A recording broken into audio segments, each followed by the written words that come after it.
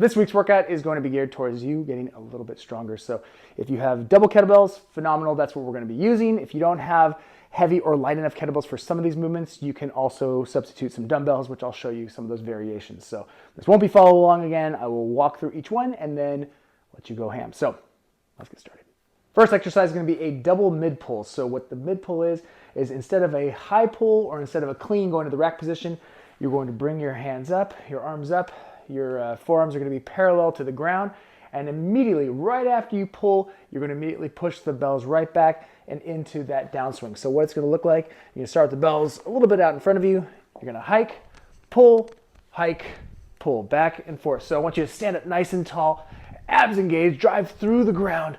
I'll give you a straight on view as well, so you kind of see how this looks from a couple angles. So notice how my feet are slightly wider, so I don't want to go too narrow here, especially if I'm using competition bells.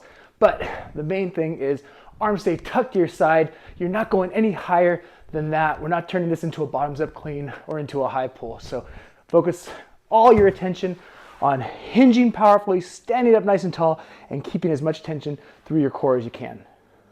Next one's going to be a seesaw press. So once you get both bells into the rack position, arms nice and tucked, I'm going to press up with one bell. As this bell's coming down, I'm going to press up with the other. So I don't have to go excessively slow here, but I want to have some control. But I love the constant tension as you're doing this. And you have to keep so much tension through your core, through your glutes to keep you nice and stable. Next up, we got some alternating reverse lunges. So nothing fancy here, just bells just in that hang position. I'm going to come down, knees just barely kiss the ground, and then stand up and then switch back and forth. So if I want to add a little juice in here, I can start them off in the rack position. So that's going to be a lot tougher to hold those bells in place.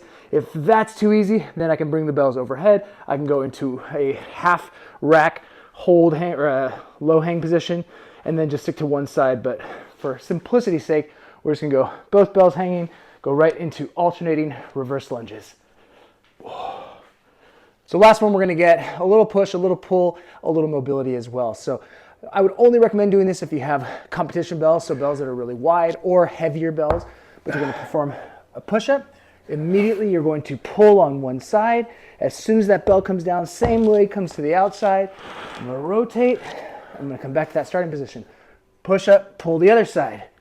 I'm going to bring that foot to the outside, rotate, and just keep on flowing. Push, pull, rotate. So take your time on this one. I wouldn't treat this as like the main strength movement, but it's just a fun way to get some multiple movement patterns going. And again, to get some rotation, to get a little mobility in there, and definitely some core work. Oh, that felt good. Reps and sets are down below, so give this a try. Let me know what you think. And for full programs with lots of coaching, check out the link down below as well.